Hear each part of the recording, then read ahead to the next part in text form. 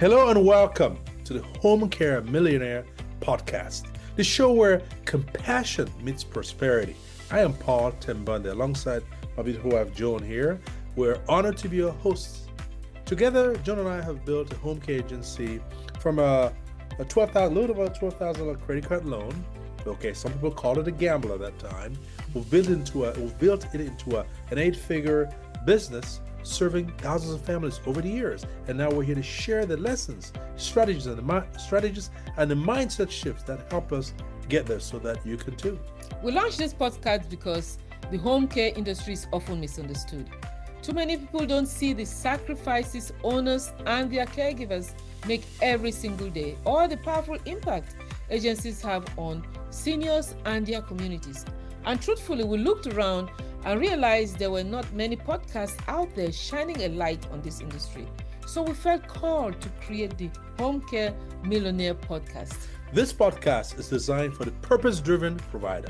For those of you who feel called to care, but also want to build a thriving, sustainable business. Each week, we're going to share with you real-life stories, proven strategies, and powerful mindset shifts that will help you move from just surviving to thriving.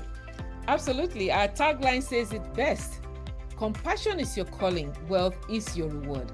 And here on the Home Care Millionaire Podcast, we're going to show you how to embrace both. So get ready for inspiration, practical insights, and the encouragement you need to impact lives, build wealth, and create a legacy through your agency. So hit subscribe, folks. Join us on this journey to transform your business, your mindset, and your future. Welcome, folks, to the Home Care Millionaire Podcast. Joan and I are truly honored to welcome very good friends of ours, really good friends of ours, Carlos and Sister April, to the program today. I mean, these are folks we've known for many years. We've known them for many years, and we just so honor and appreciate them for what they do, the service that they provide to the community. And so we've worked with them for several years. We've admired them from a distance and also from up close. And we just so value what they do in the marketplace to serve seniors, just like us, owners just like us. They work from their heart. And we think that, what they're going to share with us today is really going to be impactful and help you along the way. So we're really excited for you to hear their story and the wisdom that they carry. So without further ado, let's welcome Carlos and April Watts to the Home Care Millionaire Podcast. All right. Thank you. Thank you for having us. We do appreciate it. Thank you. It's an honor. Absolutely. You all are a blessing to us, and we really appreciate the time this morning. Thank you. Thank you, Carol. Thank you again, April. Thank you all so much. It's like I often tell y'all, it's a mutual admiration society, isn't it? We respect y'all for what y'all do. We admire y'all, and we admire what you do. You know what you really do. You work from your heart, and I think, and we see it. I know your clients see it. So I want to just ask you to start off here. How was the journey how did you all get into this space? How did you all get into this industry that you're serving? I know that you guys have a service background. I mean, not in the military or anything, but you guys have been, you love people. You love caring for people. But how did you get here, if you don't mind sharing? All right, so I'll start off. For me, I've always been in healthcare. I grew up in a household that was involved in healthcare. My mom was a nurse for many years. And so always she would take us to work with her. So I would go and see that environment. So coming up through school, it's kind of like that was just ingrained in me to do something in the medical field. I didn't know exactly what it was, but as I went through school, I found my niche in basically being in the lab. That's why I got my degree in. It was in medical technology. So I ended up being in I guess you say, the medical field for almost 29 years. Wow. Before we started visiting angels in various capacities. But what moved us here to Virginia was I was a lab director for a couple of the hospitals here. Over about staff about 30 employees. And we got to the point where we entered into mid 2020 when COVID hit, and there was started to be a whole lot of changes happening in the medical field at that time, in the hospital systems at that time. And so that's when the transition started happening for me, is what what other ways could I serve my community and what other things that I could do. And that's when we started kind of looking for something else, in a way we could be more effective in serving others. And so I'll let April pick it up from there. Okay. So years ago, God actually laid in our hearts to help our community and help seniors in the community. But we kept saying, now, what does that look like? And how would we be paid for that? And so we kind of put it on the back burner. And when we moved to Virginia, God brought that back up to our hearts. And so we decided, you know what, if God is bringing this up again, we need to check into this and see what he wants us to do. Because at first we thought, well, maybe we'll just drive people around, maybe. And we said, no, it's more than that. And so we decided we're going to do some research. We're really going to take this serious and do what God is calling us to do. And so as we began to look into the different things of how we can help our community, the seniors in our community, we came across Visiting Angels. And we looked at their values. We looked at their morals, and we're like, they line up with ours. We are believers. And as believers, we're like, this is it. It was like the light bulb went off, and we're like, this is our home. This is what we're supposed to do.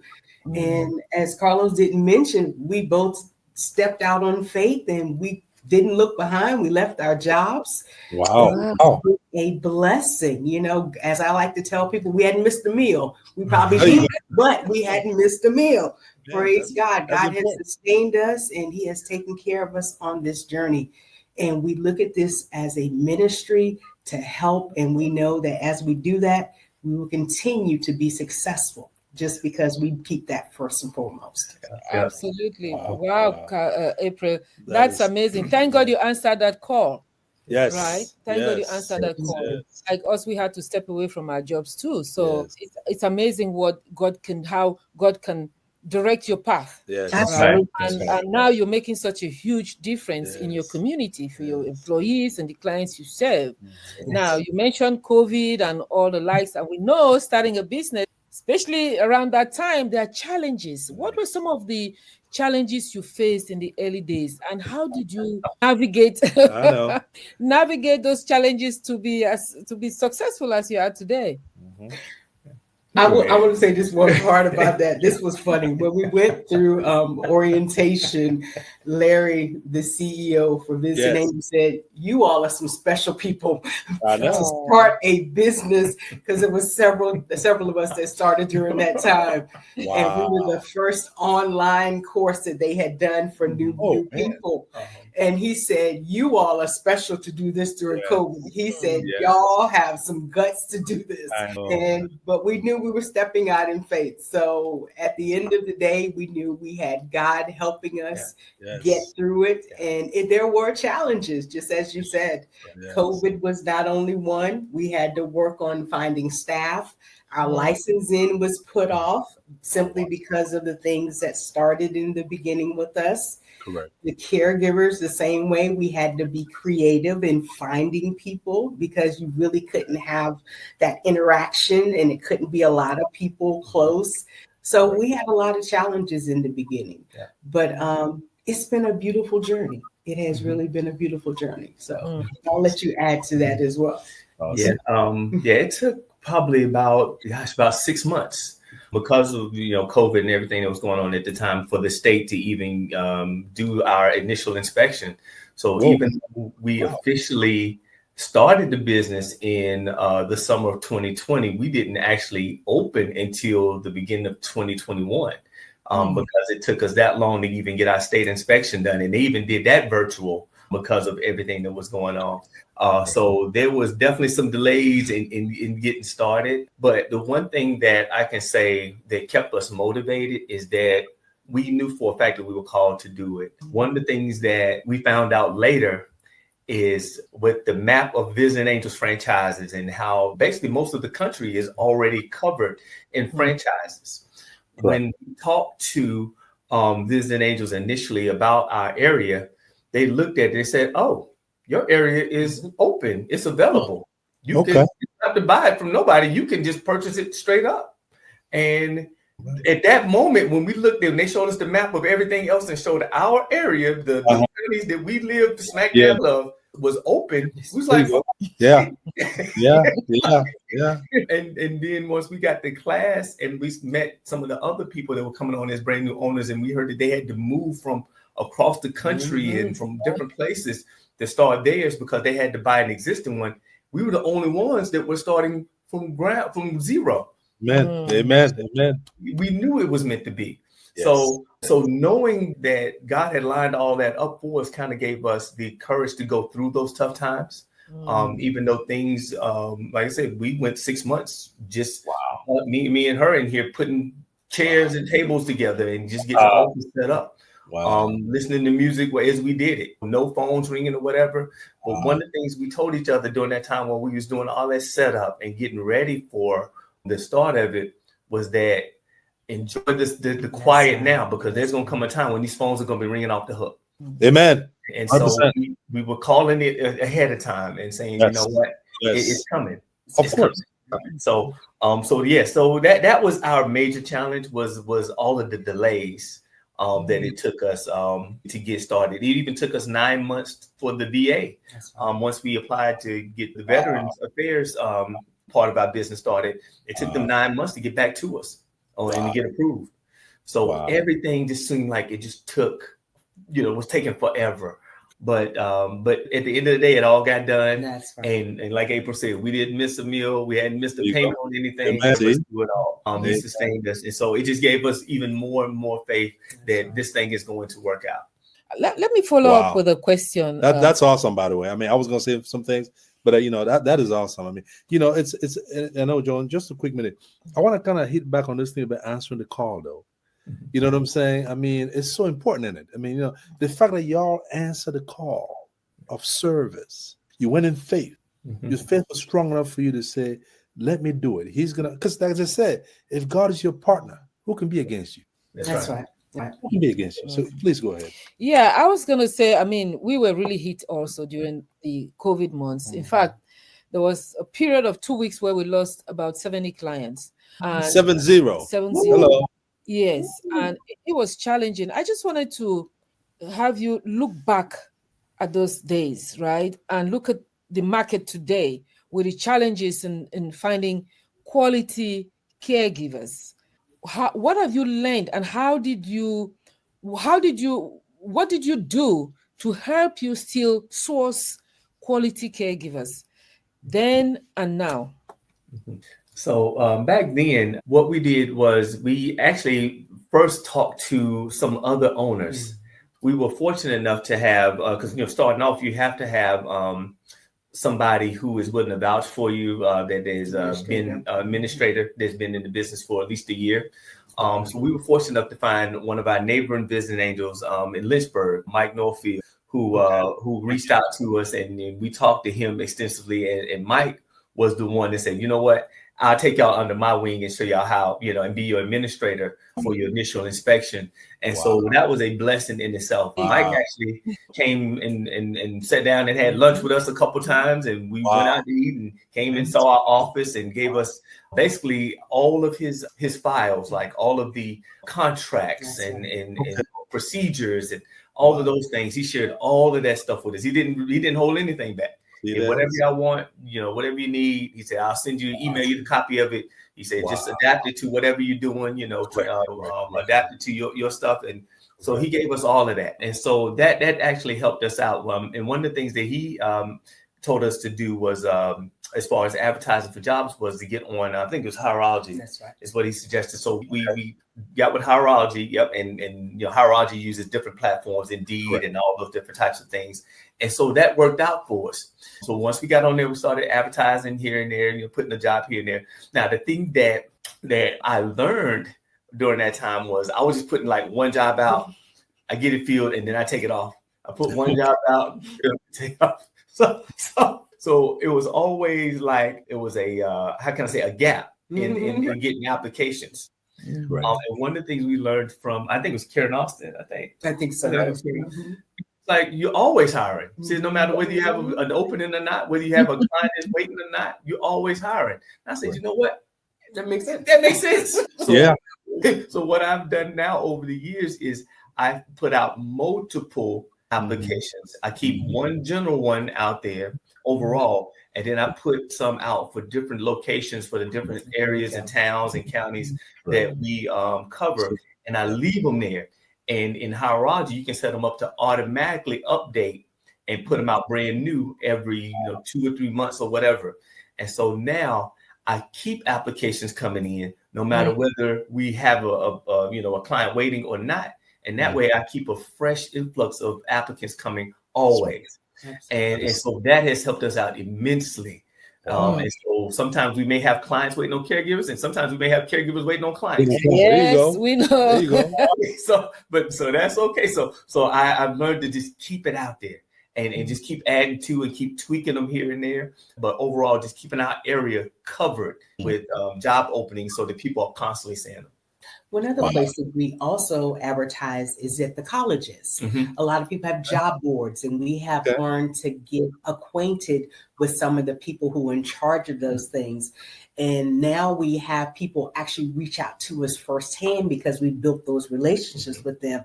And so they let us know when job fairs are coming up, career fairs are coming up. And then they have also reached out to us this year. And they said there's only a couple people that will be invited to the job shadowing. So they're going to give us first pick of caregivers to actually go out and see their skills and be able to hire them and interview them on the spot. So we thank God for that favor as well.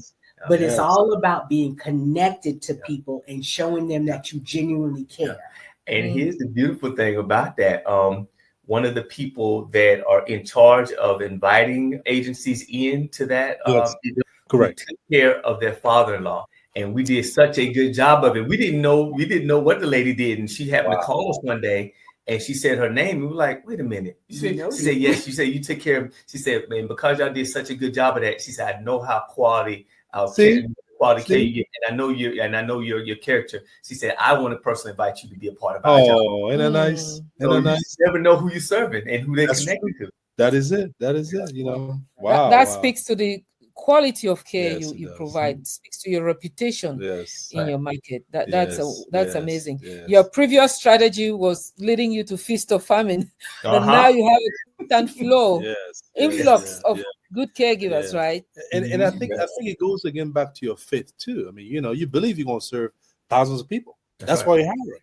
You see what I'm saying? You have, because these folks are coming. I mean, you're going on faith. And I think that's, and I know you do that for your team as well, so it's that mindset.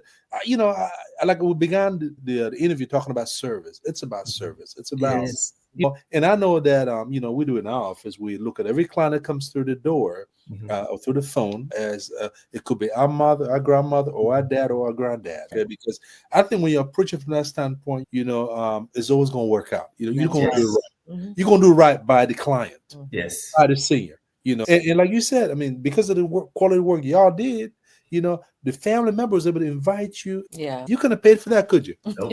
Not at all. Not at all. And one of the things you mentioned, Paul, the quality of caregivers. That's one of the things that me and April go off of whenever we do select caregivers. Is that we look at it from the standpoint of we're not just hiring quantity, we hire quality.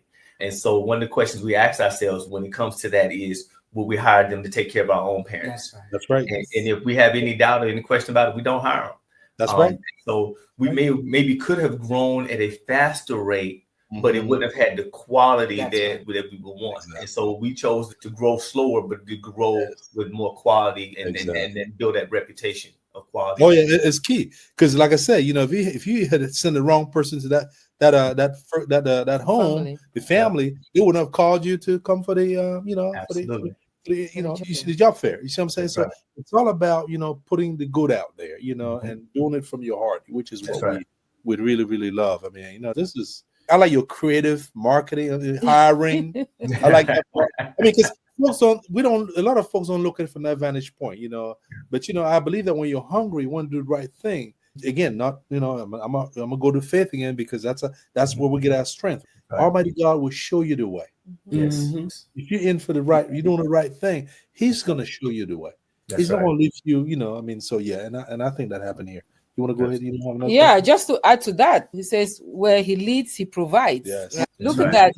He sent you a neighboring office, right, to help you to Yes. chaperone, so to say, Yep. Shadow. that Yep. that process for your interview. Anyway, that's amazing. That's Yes. amazing. Yes. Yes. So, how has your perspective on providing care to seniors evolved since you started? I thought about that and I laughed at first. I remember when we first got our license, I'm like, oh yeah, the phone just gonna ring. They're gonna ring because we got our license. I'm ready for it, but that's not how it works. You're right. You have to actually get out in your community and meet people. But I remember looking back on that from time to time, and I just like, oh yeah, I know it's gonna ring. We got our license. Everybody's gonna know who we are, but that is not true. Once you build that community and build those relationships in the community, that's when people start to trust you. Yes. And when they trust you, then they will refer people to you. But it's all about building those relationships. And so we had to learn that. It took a little while to learn that. But as Carlos mentioned, we had some guidance from other Visiting Angels owners who reminded us, get involved in your community. Yeah. If you have an opportunity to serve on different events, serve on those events. So we joined the Alzheimer's Committee.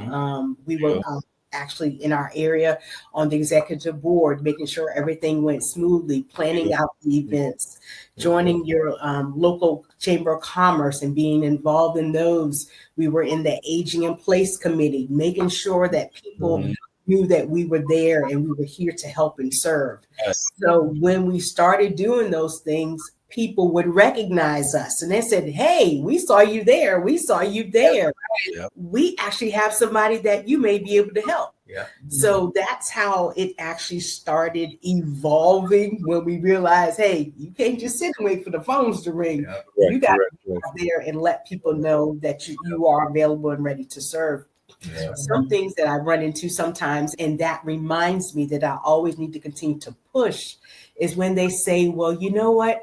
I've never heard of Visiting Angels before. And it always sparks my mind to say, you know what? I'm not out there enough. Yep. I need to make sure people see me more. They need to hear about Visiting Angels. Mm-hmm. So anytime I hear that, I take it as a challenge. I need to go see somebody else.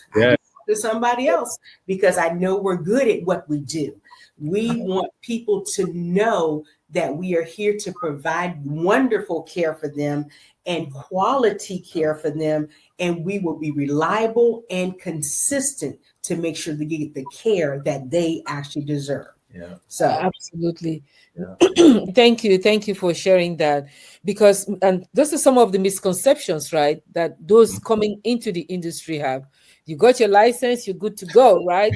And everything just starts happening, you know. Medicaid is giving you clients. The clients are just flowing in. The caregivers are coming, ready to work. It doesn't happen that way. For someone starting out today, what else can you add besides that? What other piece of advice can you share with them to help them start on a strong foot and actually succeed? Yeah, I would say first thing I would do is talk to other owners, other experienced owners, people who've been in the industry and doing it for years. Because to me, talking to people like you and Paul, you know, they've been doing it for 20 something, you know, whatever you know, you've seen it all, you've been through it all, and so. And some of the pitfalls that you've had and some of the headaches you had, by talking to somebody like you and Paul, we can avoid some of those. You can tell us how you strategized over it, and we can use that same strategy to avoid some of those pitfalls. And to start off in a better place. I think that was a key for us. That really helped us out. One of the things that we did right off the bat before we even had our license was while we were waiting on the license, we got our car wrapped. That's right. One of the other owners that told us that was one of the best advertisements or the best investments he made in his business starting off.